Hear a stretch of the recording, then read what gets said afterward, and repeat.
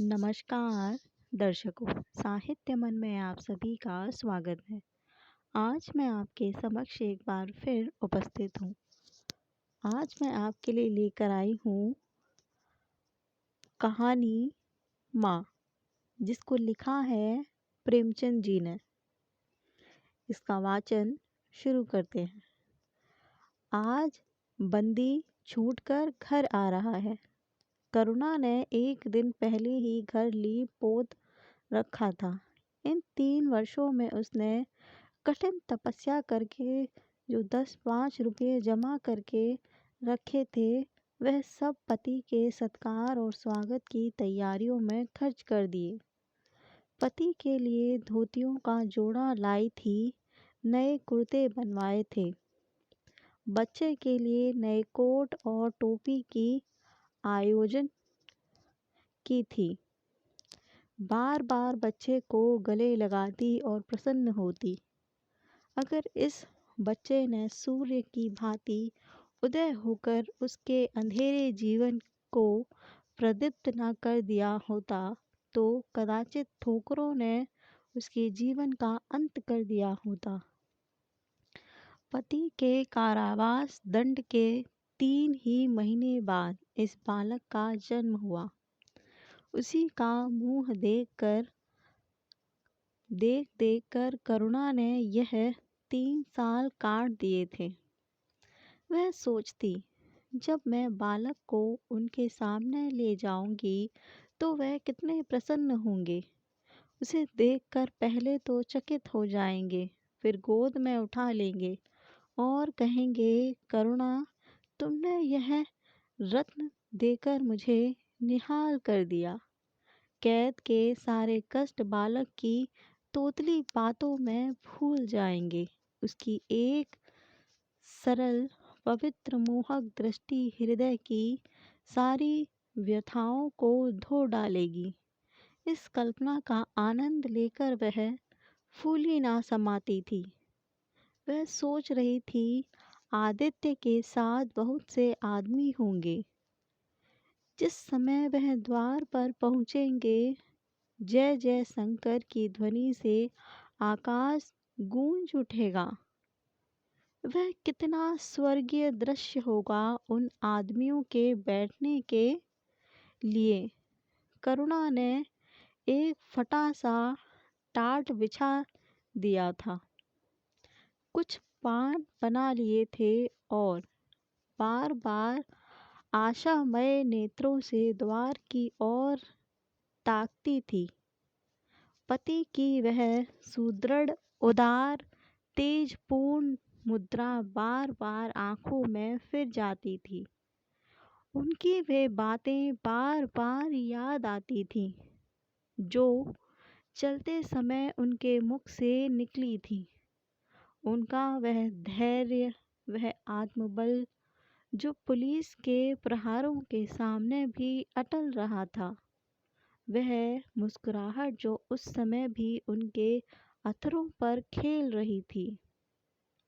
वह आत्माभिमान जो उस समय भी उनके मुख से टपक रहा था, क्या करुणा के हृदय से कभी विस्मृत हो सकता था? उनका स्मरण आते ही करुणा ने निस्तेज मुख पर आत्मगौरव की लालिमा छा गई। यही वह आलंबन था जिसने इन 3 वर्षों की घोर यातनाओं में भी उसके हृदय को आश्वासन दिया था। कितनी ही रातें फाकों में गुजरी। बहुधा घर में दीपक जलने की नौबत थी, नौबत भी न आती थी, पर दीनता के आंसू कभी उसकी आंखों से न गिरे। आज उन सारी विपत्तियों का अंत हो जाएगा। पति के प्रगाढ़ आलिंगन में वह सब कुछ हंसकर झेल लेगी। वह अनंत निधि पाकर फिर उसे कोई अभिलाषा न रहेगी। गगन पथ का चीरगामी पथिक लपका हुआ विश्राम की ओर चला जाता था। जहाँ संध्या ने सुनहरी फर्श सजाया था और उज्जवल पुष्पों की सेज बिछा रखी थी। उसी संध्या करुणा को एक आदमी लाठी टेकता आता दिखाई दिया, मानो किसी जीर्ण मनुष्य की वेदना ध्वनि हो। पग पग पर रुककर खांसने लगता था। उसका सिर झुका हुआ था। करुणा उसका चेहरा ना देख सकती थी, लेकिन चाल ढाल से कोई बूढ़ा आदमी मालूम होता था। पर एक क्षण में जब वह समीप आ गया तो करुणा उसे पहचान गई। वह उसका प्यारा पति ही था, किंतु शोक। उसकी सूरत कितनी बदल गई थी। वह जवानी, वह तेज, वह चपलता, वह सुगठन सब प्रस्थान कर चुका था। केवल हड्डियों का एक ढांचा रह गया था। न कोई संगी, न साथी, न यार, न दोस्त। करुणा उसे पहचानते ही बाहर निकल आई, पर आलिंगन की कामना हृदय में दबकर रह गई। सारे मंसूबे धूल में मिल गए। सारा मनोउल्लास आंसुओं के प्रवाह में बह गया, विलीन हो गया। आदित्य ने घर में कदम रखते ही मुस्कुराकर करुणा को देखा, पर उस मुस्कान में वेदना का एक संसार भरा हुआ था। करुणा ऐसी शिथिल हो गई, मानो हृदय का स्पंद रुक गया हो।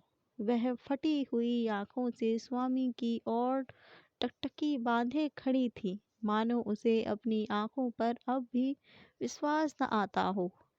स्वागत या दुख का एक शब्द भी उसके मुंह से न निकला। बालक भी उसकी गोद में बैठा हुआ सहमी आंखों से इस कंकाल को देख रहा था और माता की गोद में चिपटा जाता था। आखिर उसने कातर स्वर में कहा, यह तुम्हारी क्या दशा है? बिल्कुल पहचाने नहीं जाते। आदित्य ने उसकी चिंता को शांत करने के लिए मुस्कुराने की चेष्टा करके कहा, कुछ नहीं, जरा दुबला हो गया हूँ। तुम्हारे हाथों का भोजन पाकर फिर स्वस्थ हो जाऊंगा। करुणा, छी, सूख कर कांटा हो गए। क्या वहाँ भरपेट भोजन भी नहीं मिलता? तुम कहते थे राजनीतिक आदमियों के साथ बड़ा अच्छा व्यवहार किया जाता है, और वह तुम्हारे साथी क्या हो गए, जो तुम्हें आठों पहर घेरे रहते थे और तुम्हारे पसीने की जगह खून बहाने को तैयार रहते थे। त्योरियों पर आदित्य की त्योरियों पर बल पड़ गए। बोले, यह बड़ा ही कटु अनुभव है करुणा। मुझे ना मालूम था कि मेरे कैद होते ही लोग मेरी ओर से यो आंखें फेर लेंगे, कोई बात भी ना पूछेगा। राष्ट्र के नाम पर मिटने वालों का यही पुरस्कार है। यह मुझे ना मालूम था। जनता अपने सेवकों को बहुत जल्द भूल जाती है, यह तो मैं जानता था, लेकिन अपने सहयोगी और सहायक इतने बेवफा होते हैं, इसका मुझे यह पहला ही अनुभव हुआ। लेकिन मुझे किसी से शिकायत नहीं। सेवा स्वयं अपना पुरस्कार है। मेरी भूल थी कि मैं इसके लिए यश और नाम चाहता था। करुणा, तो क्या वहाँ भोजन भी ना मिलता था? आदित्य, यह ना पूछो करुणा, बड़ी करुण कथा है। बस यही गनीमत समझो कि जीता लौट आया। तुम्हारे दर्शन बदे थे। नहीं, कष्ट तो ऐसे ऐसे उठाए कि अब तक मुझे प्रस्थान कर जाना चाहिए था। मैं जरा लेटूंगा, खड़ा नहीं रहा जाता। दिन भर मैं इतनी दूर आया हूँ। करुणा, चलकर कुछ खा लो, आराम से लेटो। बालक को गोद में उठाकर, बाबूजी हैं बेटा, तुम्हारे बाबूजी, इनकी गोद में जाओ, तुम्हें प्यार करेंगे। आदित्य ने आंसू भरी आंखों से बालक को देखा और उनका एक एक रोम उनका तिरस्कार करने लगा। अपनी जीर्ण दशा पर उन्हें कभी इतना दुख ना हुआ था। ईश्वर की असीम दया से यदि उनकी दशा संभल जाती तो वह फिर कभी राष्ट्रीय आंदोलनों के समीप न जाते। इस फूल से बच्चे को यूं संसार में लाद कर दरिद्रता और दीनता की आग में झोंकने का उन्हें क्या अधिकार था। वह अब लक्ष्मी की उपासना करेंगे और अपना शूद्र जीवन बच्चे के लालन पालन के लिए अर्पित कर देंगे। उन्हें उस समय ऐसा ज्ञात हुआ कि बालक उन्हें अपेक्षा की दृष्टि से देख रहा है, मानो कह रहा है, मेरे साथ आपने अपना कौन सा कर्तव्य पालन किया। उनकी सारी कामना, सारा प्यार बालक को हृदय से लगा लेने के लिए अधीर हो उठा, पर हाथ फैला ना सके। हाथों में शक्ति ही न थी। करुणा बालक को लिए हुए उठी और थाली में कुछ भोजन निकालकर लाई। आदित्य ने सुधापूर्ण नेत्रों से थाली की ओर देखा, मानो आज बहुत दिनों के बाद कोई खाने की चीज सामने आई है। जानता था कि कई दिनों के उपवास के बाद और आरोग्य की इस गई गुजरी दशा में उसे जमान को काबू में रखना चाहिए, पर सब्र न कर सका। थाली पर टूट पड़ा और देखते देखते थाली साफ कर दी। करुणा सशंक हो गई। उसने दोबारा किसी चीज के लिए न पूछा, थाली उठाकर चली गई। पर उसका दिल कह रहा था, इतना तो यह कभी न खाते थे। करुणा बच्चे को कुछ खिला रही थी कि एकाएक कानों में आवाज आई, करुणा। करुणा ने आकर पूछा, क्या तुमने मुझे पुकारा है?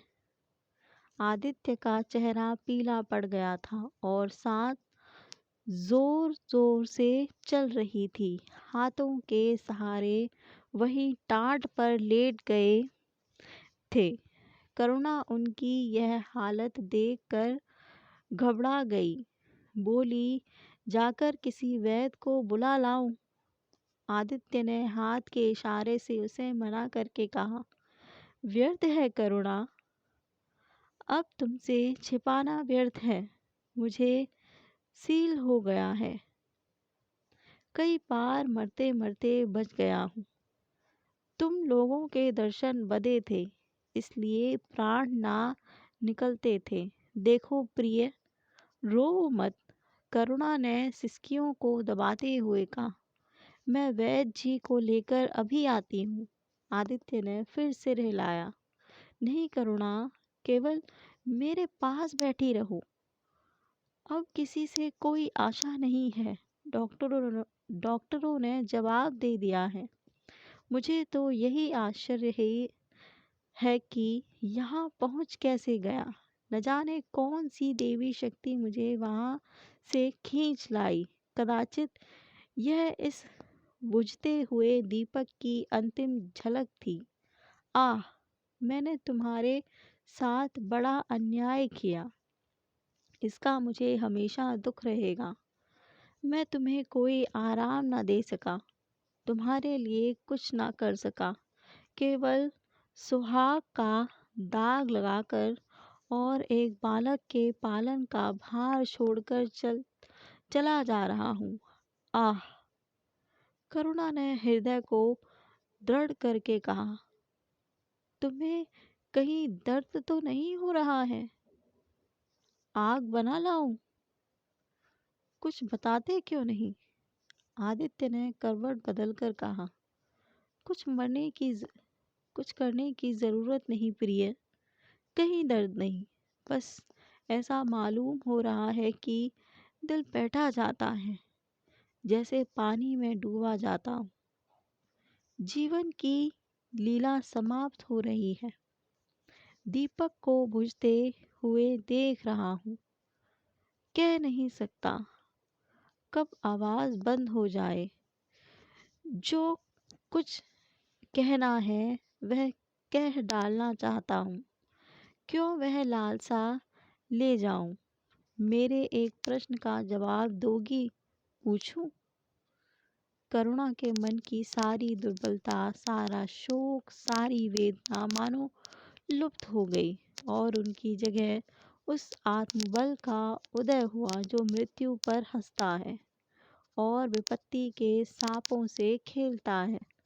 रत्न जटित मखमली म्यान में जैसे तेज तलवार छिपी रहती है, जल के कोमल प्रभा में जैसे असीम शक्ति छिपी रहती है, वैसे ही रमणी का कोमल हृदय साहस और धैर्य को अपने गोद में छिपाए रहती है।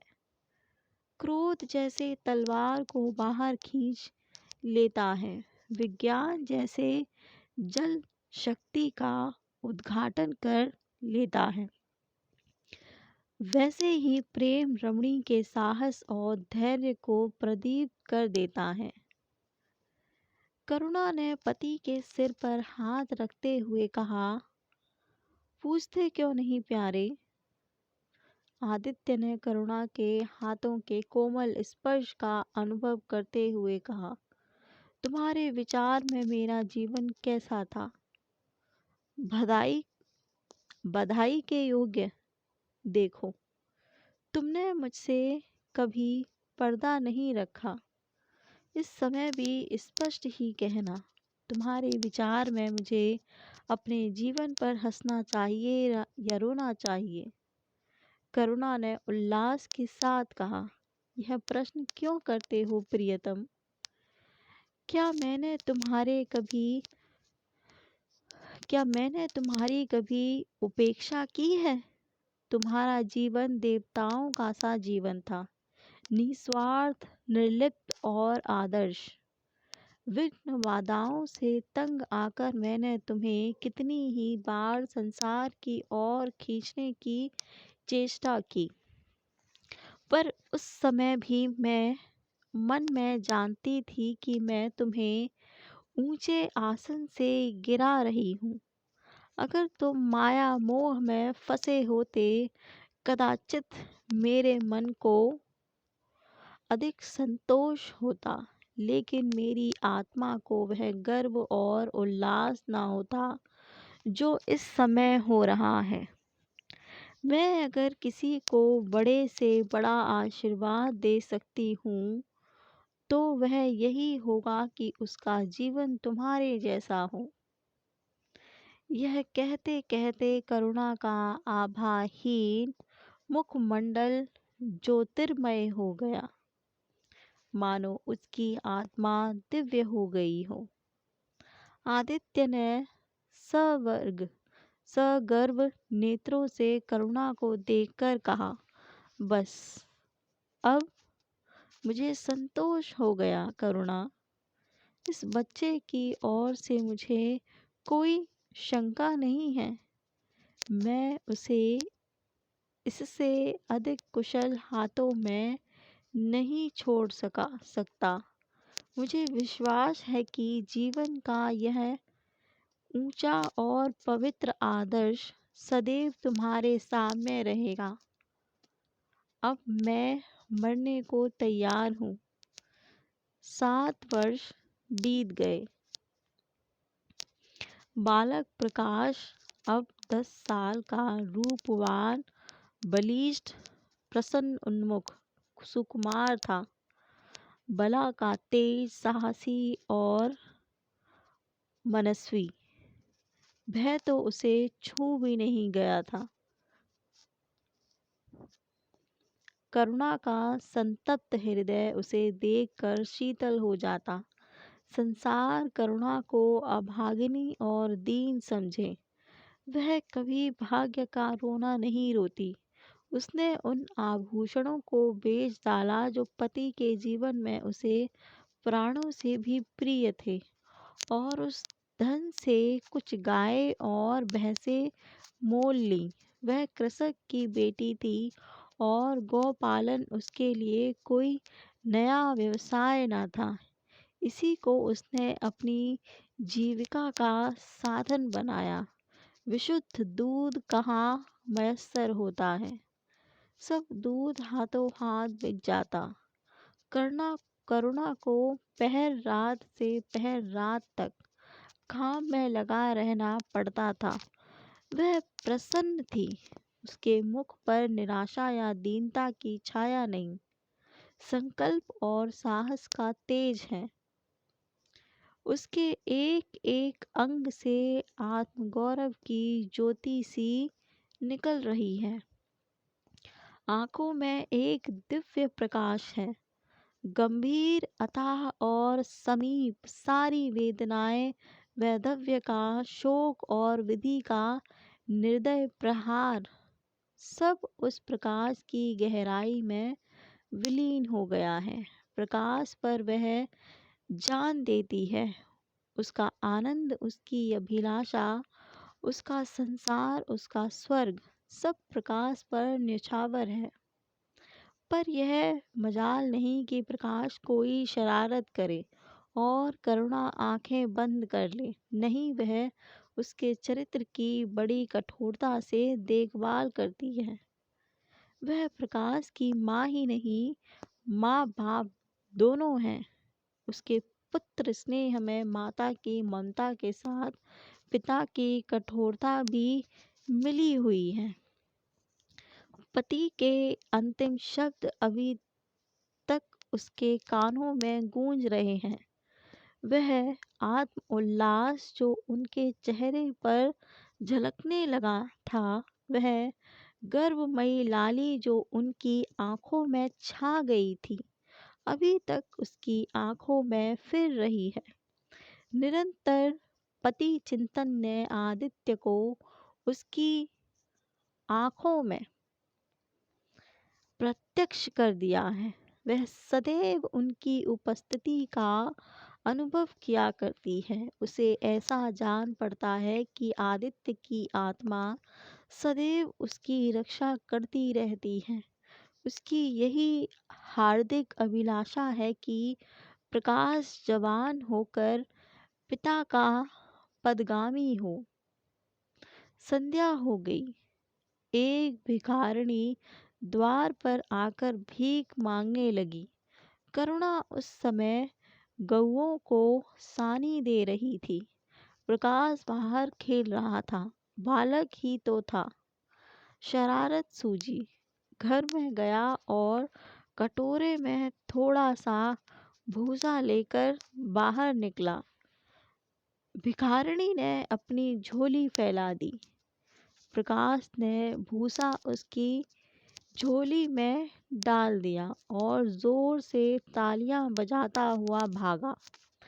भिखारिणी ने अग्निमय नेत्रों से देखकर कहा, वाह रे लाडले, मुझसे हंसी करने चला है। यही माँ बाप ने सिखाया है, तब तो खूब कुल का नाम जगाओगे। करुणा उसकी बोल सुनकर बाहर निकल आई और पूछा, क्या है माता, किसे कह रही हो? भिखारिणी ने प्रकाश की तरफ इशारा करके कहा, वह तुम्हारा लड़का है ना? देखो, कटोरे में भूसा भरकर मेरी झोली में डाल गया है। चुटकी भर आटा था, वह भी मिट्टी में मिल गया। कोई इस तरह दुखियों को सताता है। सबके दिन एक से नहीं रहते। आदमी को घमंड ना करना चाहिए। करुणा ने कठोर स्वर में पुकारा, प्रकाश। प्रकाश लज्जित ना हुआ, अभिमान से सिर उठाए हुए आया और बोला, यह हमारे घर भीख मांगने क्यों आई हैं?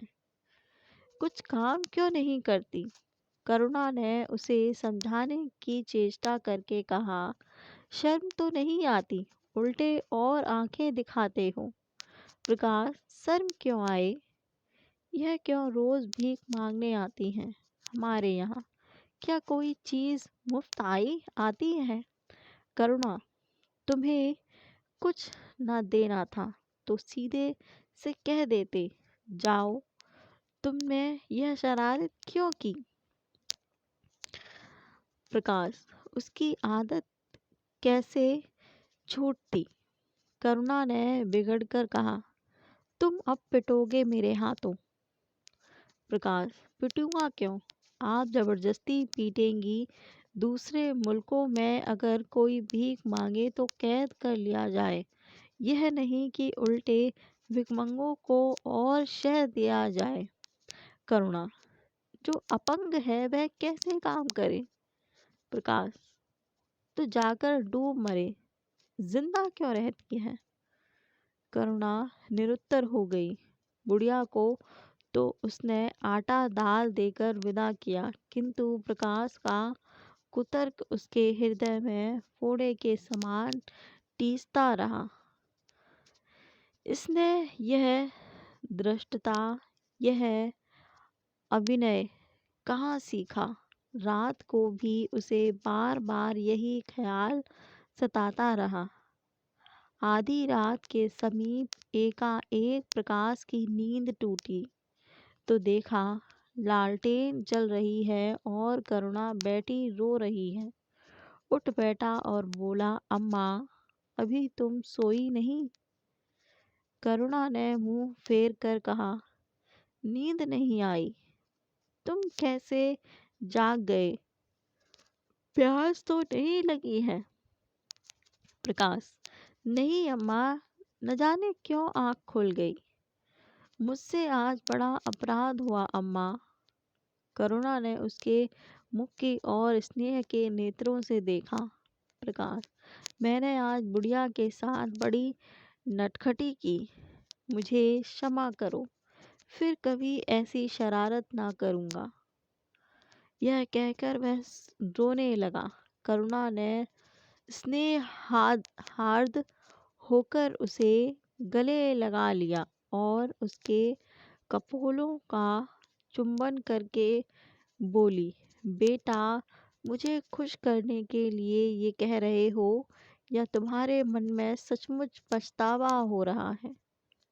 प्रकाश ने सिसकते हुए कहा, नहीं अम्मा, मुझे दिल से अफसोस हो रहा है।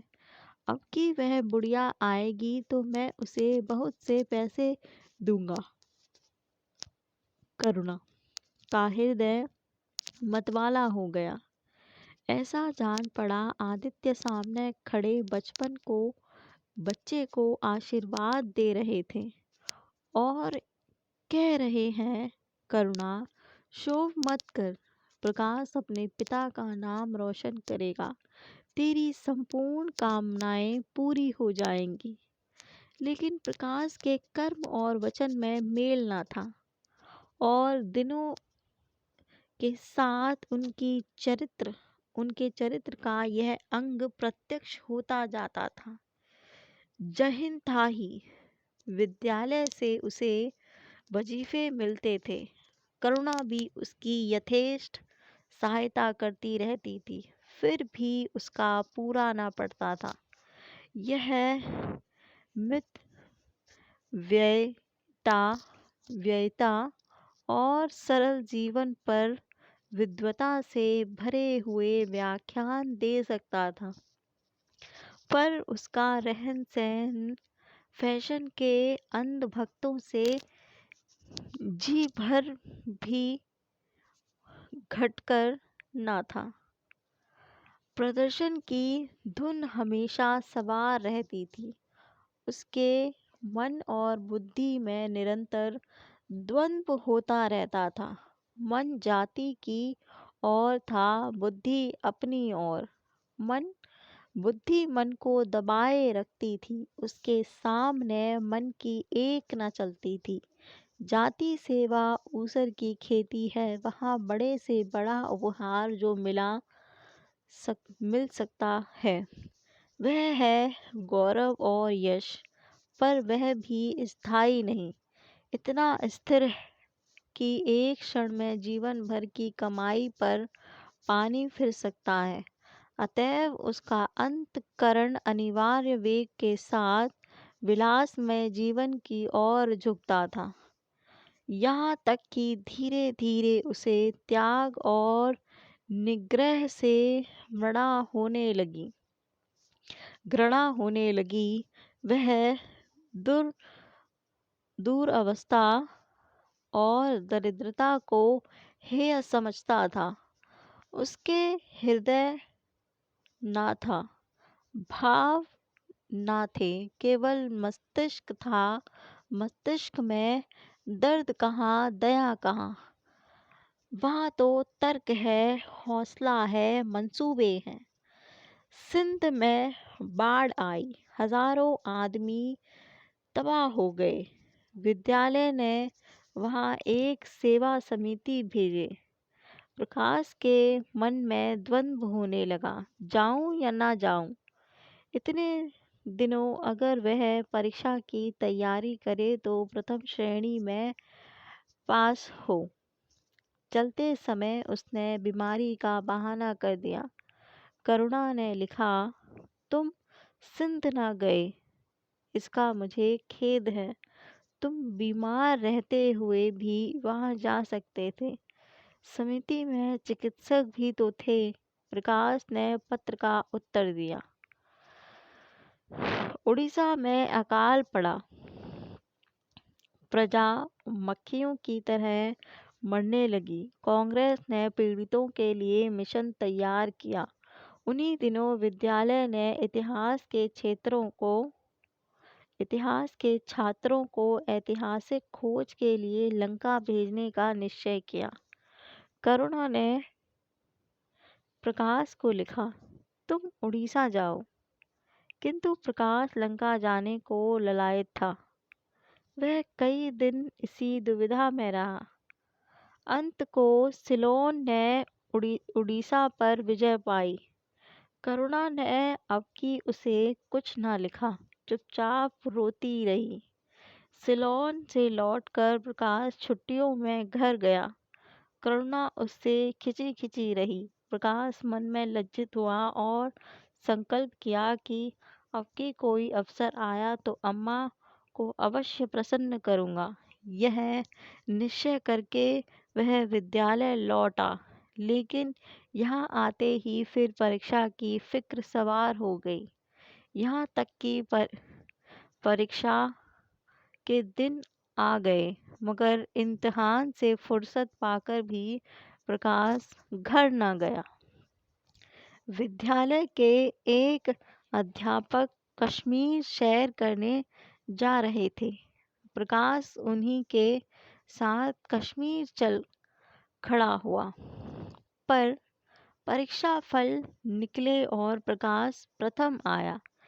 तब उसे घर की याद आई। उसने तुरंत करुणा को पत्र लिखा और अपने आने की सूचना दी। माता को प्रसन्न करने के लिए उसने 2-4 शब्द जाति सेवा के विषय में भी लिखे।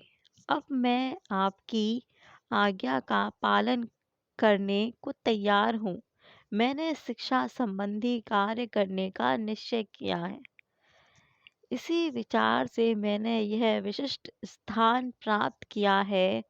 हमारे नेता भी तो विद्यालयों के आचार्यों आचार्यों ही का सम्मान करते हैं, अभी तक इन उपाधियों के मोह से मुक्त नहीं हुए हैं। यह उपाधि लेकर वास्तव में मैंने अपने सेवा मार्ग से एक बाधा हटा दी है। हमारे नेता भी योग्यता, सदो उत्साह, लगन का उतना सम्मान नहीं करते जितना उपाधियों का। अब सब मेरी इज्जत करेंगे और जिम्मेदारी का काम सौंपेंगे। जो पहले मांगेंगे भी ना मिलता जो मांगे भी ना मिलता, करुणा की आस फिर बंधी। विद्यालय खुलते ही प्रकाश के नाम रजिस्ट्री का पत्र पहुंचा। उन्होंने प्रकाश को इंग्लैंड जाकर विद्या अभ्यास करने के लिए सरकार ने वजीफे की मंजूरी की सूचना दी थी।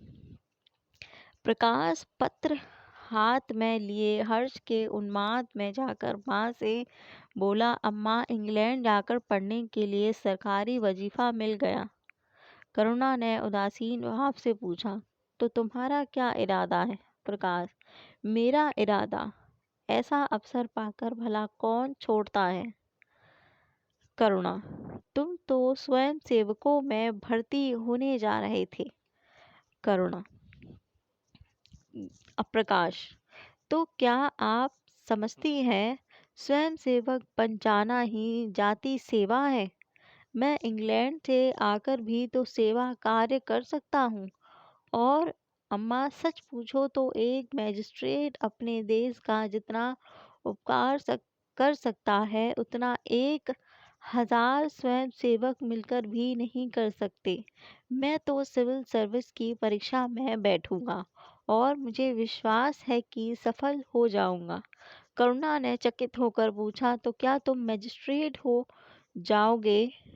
प्रकाश, सेवा भाव रखने वाला एक मैजिस्ट्रेट कांग्रेस के 1,000 सभापतियों से ज्यादा उपकार कर सकता है। अखबारों में उसकी लंबी लंबी तारीखें ना छपेंगी, उसकी वक्तृताओं पर तालियां ना बजेंगी, जनता उसके जुलूस की गाड़ी ना खींचेगी और ना विद्यालयों के छात्र उसको अभिनंदन पत्र देंगे। पर सच्ची सेवा मैजिस्ट्रेट ही कर सकता है। करुणा ने आपत्ति के भाव से कहा, लेकिन यही मैजिस्ट्रेट जो जाति के सेवकों को सजाएं देती हैं, उन पर गोलियां चलाते हैं। प्रकाश, अगर मैजिस्ट्रेट के हृदय में परोपकार का भाव है तो वह नरमी से वही काम कर सकता है जो दूसरे गोलियां चलाकर भी नहीं कर सकते। करुणा, मैं यह न मानूंगी। सरकार अपने नौकरों को इतनी स्वाधीनता नहीं देती। वह एक नीति बना देती है और हर एक सरकारी नौकर को उसका पालन करना पड़ता है। सरकार की पहली नीति यह है कि वह दिन दिन अधिक संगठित और दृढ़ हो। इसके लिए स्वाधीनता के भावों का दमन करना जरूरी है। अगर कोई मैजिस्ट्रेट इस नीति के विरुद्ध काम करता है तो वह मैजिस्ट्रेट ना रहेगा, वह हिंदुस्तानी मैजिस्ट्रेट था जिसने तुम्हारे बाबूजी को जरा सी बात पर 3 साल की सजा दे दी थी। इस सजा ने उनके प्राण लिए। बेटा, मेरी इतनी बात मानो, सरकारी पदों पर ना गिरी। मुझे यह मंजूर है कि तुम मोटा खाकर और मोटा पहनकर अपने देश की कुछ सेवा करो। इसके बदले कि तुम हाकिम बन जाओ और शान से जीवन बिता। यह समझ लो कि जिस दिन तुम हाकिम की कुर्सी पर बैठोगे उस दिन से तुम्हारा दिमाग हाकिमों का सा हो जाएगा। तुम यही चाहोगे कि अफसरों में तुम्हारी नेक नामी और तरक्की हो। एक गवारू मिसाल लो। लड़की जब तक मेके में कंवारी रहती है वह अपने को उसी घर का समझती है, लेकिन जिस दिन ससुराल चली जाती है वह अपने घर को दूसरों का घर समझने लगती है। माँ बाप भाई बंद सब वही रहते हैं, लेकिन वह घर अपना नहीं रहता। यही दुनिया का दस्तूर है। प्रकाश ने खिंचकर कहा, तो क्या आप यही चाहती हैं कि मैं जिंदगी भर चारों तरफ ठोकरें खाता फिरूं? करुणा कठोर नेत्रों से देखकर बोली, अगर ठोकर खाकर आत्मा स्वाधीन रह सकती है तो मैं कहूंगी ठोकर खाना अच्छा है। प्रकाश ने निश्चयात्मक भाव से पूछा, तो आपकी यही इच्छा है? करुणा ने उसी स्वर में उत्तर दिया, हाँ, मेरी यही इच्छा है। प्रकाश ने कुछ जवाब ना दिया, उठकर बाहर चला गया और तुरंत में रजिस्ट्रार को इनकारी पत्र लिख भेजा। मगर उसी क्षण से मानो उसके सिर पर विपत्ति ने आसन जमा लिया। विरक्त और विमन अपने कमरे में पड़ा रहता, ना कहीं घूमने जाता, ना किसी से मिलता। मुंह लटकाए भीतर आता तो चार कौर खाता और फिर बाहर चला जाता। यहाँ तक फिर यहाँ तक कि 1 महीना गुजर गया। न चेहरे पर वह लाली रही, न वह ओज। आंखें अनाथों के मुख की भांति याचना से भरी हुई, होंठ हंसना भूल गए, मानो उस इनकारी पत्र के साथ उसकी सारी सजीवता, सारी चपलता, सारी सरसता विदा हो गई। करुणा उसके मनोभाव समझती थी और उसके शौक को भुलाने की चेष्टा करती थी, पर रूठे देवता प्रसन्न ना होते थे। आखिर एक दिन उसने प्रकाश से कहा, बेटा, अगर तुमने विलायत जाने की ठान ली है तो चले जाओ, मैं मना ना करूँगी। मुझे खेद है कि मैंने तुम्हें रोका। अगर मैं जानती कि तुम्हें इतना आघात पहुँचेगा तो कभी ना रोकती। मैंने तो केवल एक विचार से रोका था कि तुम्हें जाति सेवा में मग्न देखकर तुम्हारे बाबूजी की आत्मा प्रसन्न होगी। उन्होंने चलते समय यह वसीयत की थी। प्रकाश ने रुखाई से जवाब दिया, अब क्या जाऊंगा, इनकारी खत लिख चुका।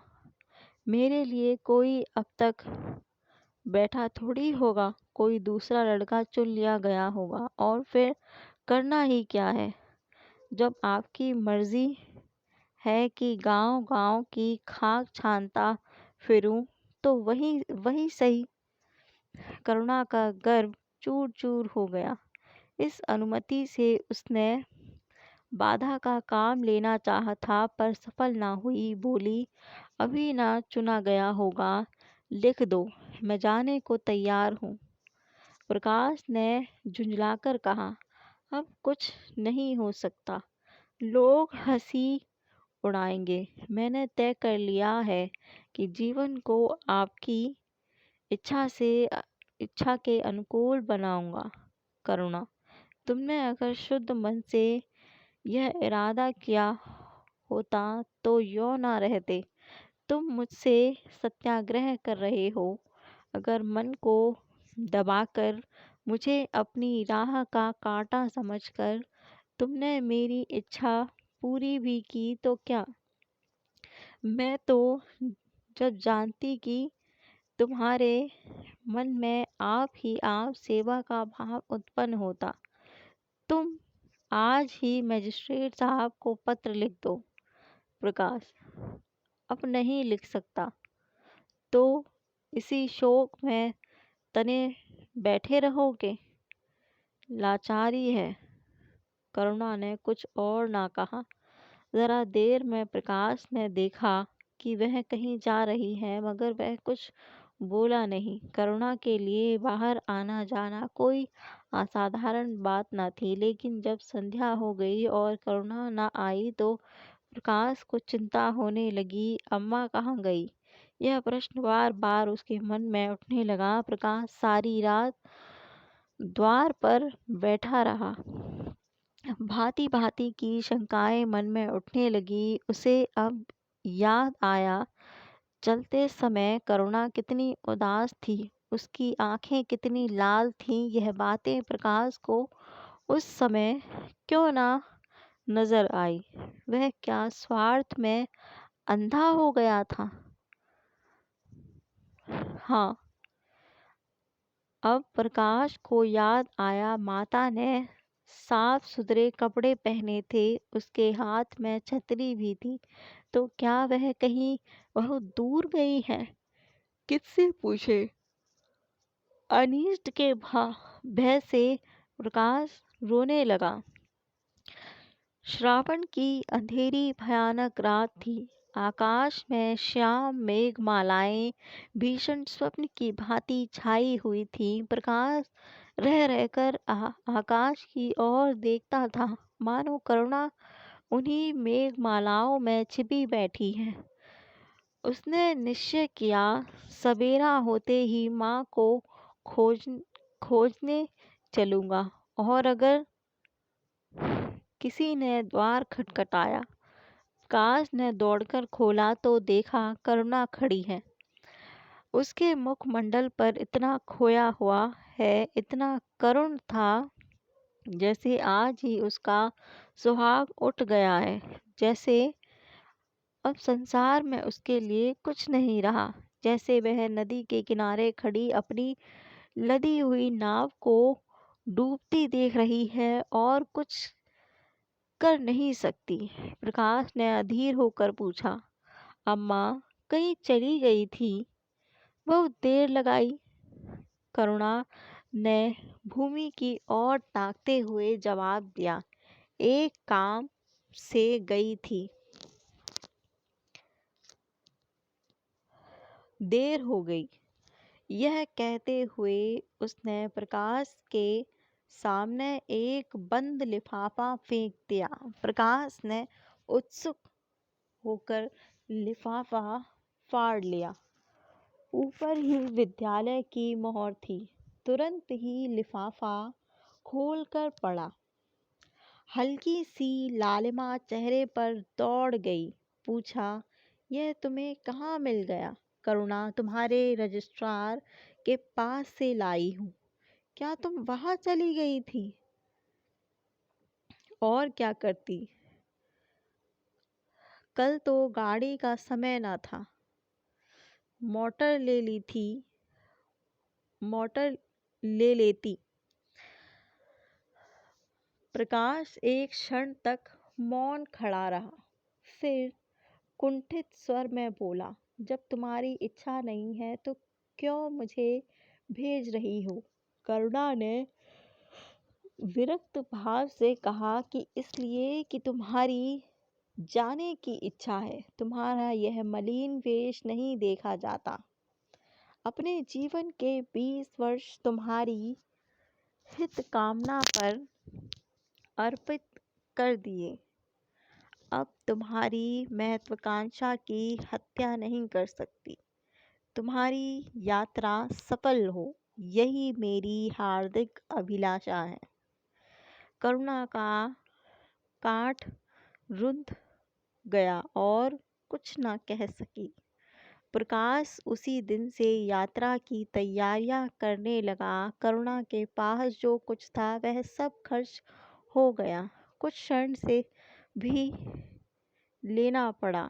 नए सूट बने, सूटकेस लिए गए। प्रकाश अपनी धुन में मस्त था। कभी किसी चीज़ की फरमाइश लेकर आता, कभी किसी की चीज़ की। करुणा इस एक सप्ताह में कितनी दुर्बल हो गई है। उसके बालों पर कितनी सफ़ेदी आ गई है, चेहरे पर कितनी झुर्रियाँ पड़ गई हैं। यह उसे कुछ ना नजर आता। उसकी आंखों में इंग्लैंड के दृश्य समाये हुए थे। महत्वाकांक्षा आंखों पर पर्दा डाल देती है। प्रस्थान का दिन आया। आज कई दिन के बाद धूप निकली थी। करुणा स्वामी के पुराने कपड़ों को बाहर निकाल रही थी। उनकी गाढ़े की चादरें, खद्दर को कुर्ते पजामे और लिहाफ अभी तक संदूक में सचित सचित थे। प्रति वर्ष वे धूप में सुखाए जाते और झाड़ पोंछ कर रख दिए जाते थे। करुणा ने आज फिर उन कपड़ों को निकाला, मगर सुखाकर रखने के लिए नहीं, गरीबों में बांट देने के लिए। वह आज पति से नाराज है। वह लुटिया, डोर और घड़ी जो आदित्य की चिरसंगिनी थी और जिनकी आज 20 वर्ष से करुणा ने उपासना की थी, आज निकालकर गन में फेंक दी गई। वह झोली जो बरसों आदित्य के कंधों पर आरूढ़ रह चुकी थी, आज कूड़े में डाल दी गई। वह चित्र जिसके सामने आज 20 वर्ष से करुणा सिर झुकाती थी, आज बड़ी निर्दयता से भूमि पर डाल दिया गया। पति का कोई स्मृति चिन्ह वह अब अपने घर में नहीं रखना चाहती। उसका अंतःकरण शोक और निराशा में विदीर्ण हो गया। और पति के सिवा वह किस पर क्रोध उतारे? कोई उसका अपना है? वह किससे अपनी व्यथा कहे, किससे अपनी छाती चीर कर दिखाए? वह होते तो क्या आज प्रकाश दास्ता की जंजीर गले में डालकर फूला ना समाता? उसे कौन समझाए कि आदित्य भी इस अवसर पर पछताने के सिवा और कुछ ना कर सकते। प्रकाश के मित्रों ने आज उसे विदाई का भोज दिया। वहां से वह संध्या समय कई मित्रों के साथ मोटर पर लौटा। सफर का समापन मोटर पर रख दिया गया। सफर का सामान मोटर पर रख दिया गया। तब वह अंदर जाकर माँ से बोला, अम्मा जाता हूँ, बम्बई पहुँचकर पत्र लिखूंगा। तुम्हें मेरी कसम, रोना मत और मेरे खतों का जवाब बराबर देना। जैसे किसी लाश को बाहर निकालते समय संबंधियों का धैर्य छूट जाता है, रुके हुए आंसू निकल पड़ते हैं और शोक की तरंगे उठने लगती हैं, वही दशा करुणा की हुई। कलेजे में एक हाहाकार हुआ जिसने उसकी दुर्लभ आत्मा के एक एक अणु को कंपा दिया।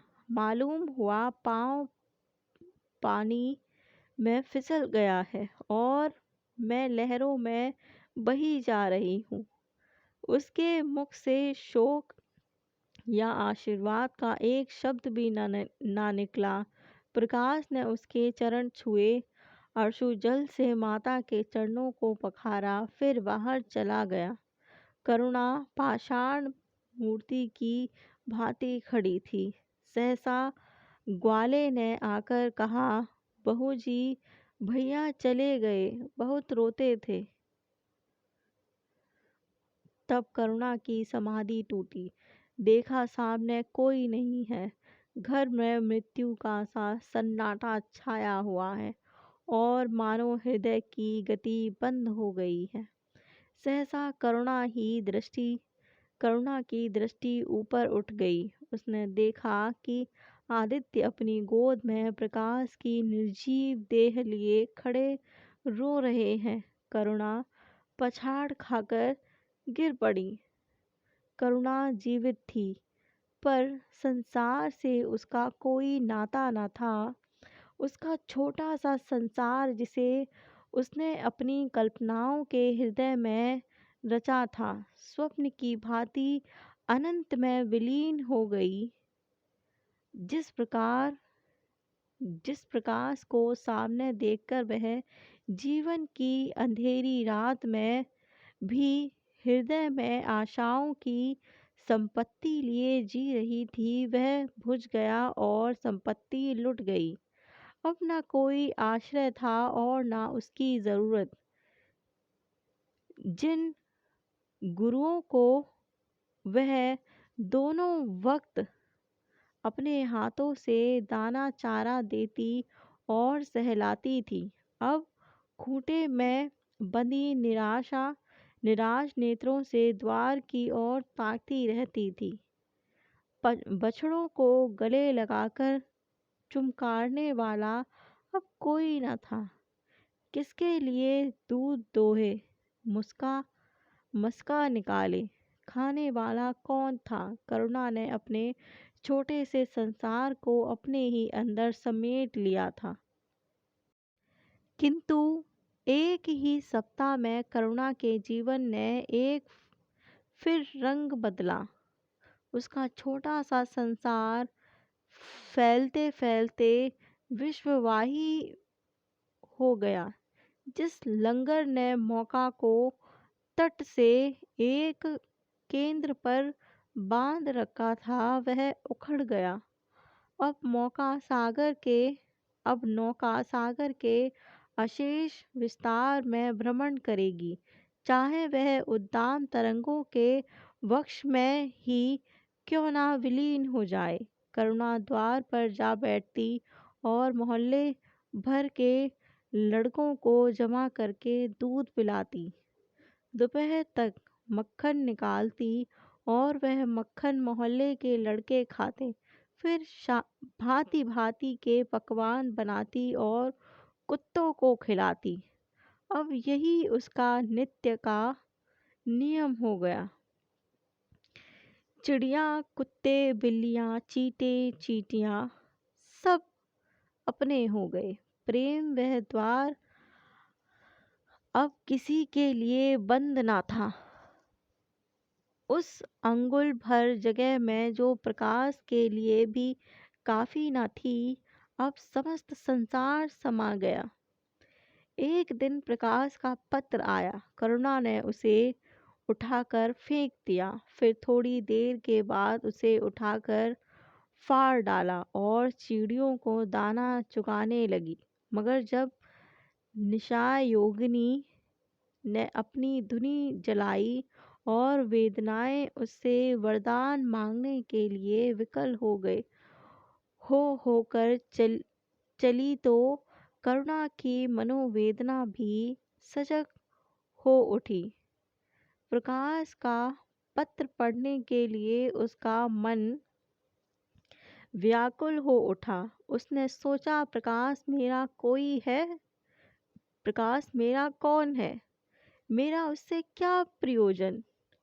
हाँ, प्रकाश मेरा कौन है? हृदय ने उत्तर दिया, प्रकाश तेरा सर्वस्व है।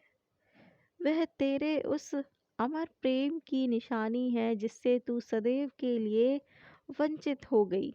वह तेरे प्राणों का प्राण है, जीवन दीपक का प्रकाश, तेरी संचित कामनाओं का माधुर्य, तेरे आंसुजल में विहार करने वाला हास।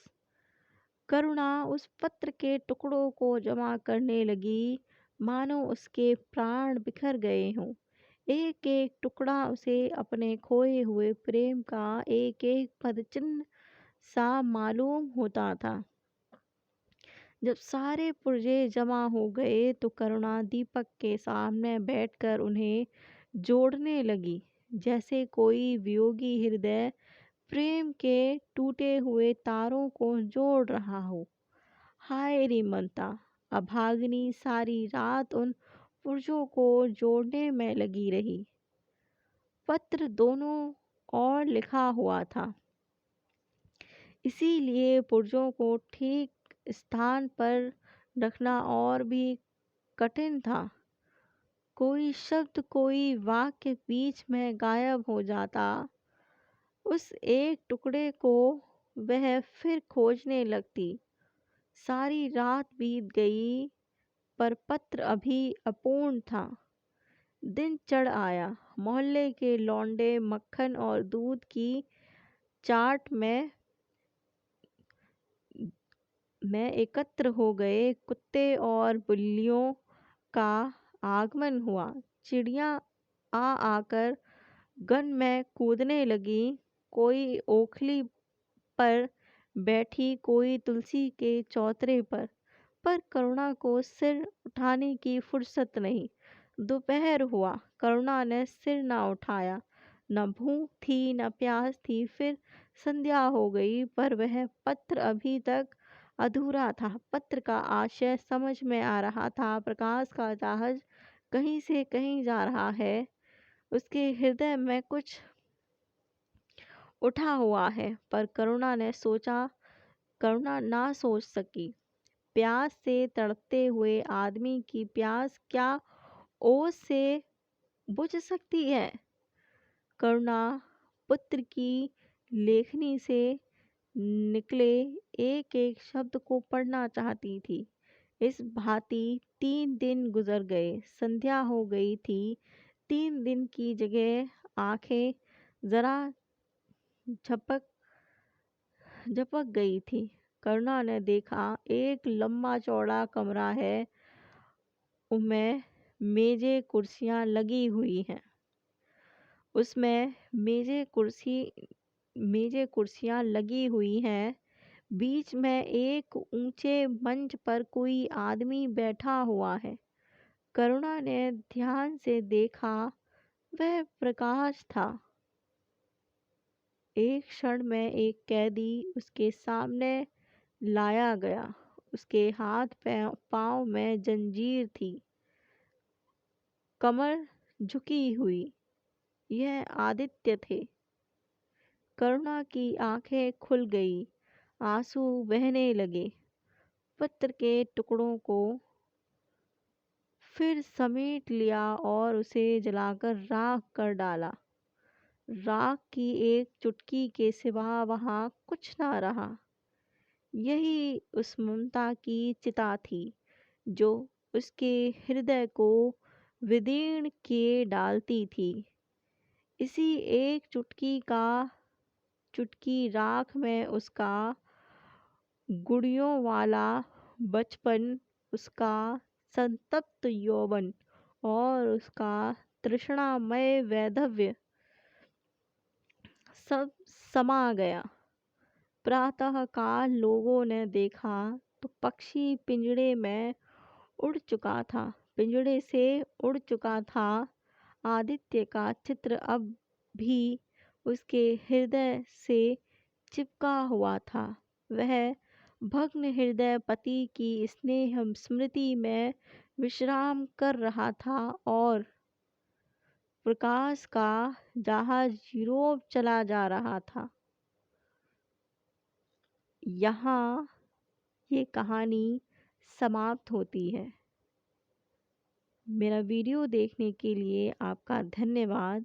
मैं आपसे फिर मिलूँगी एक नए विषय के साथ।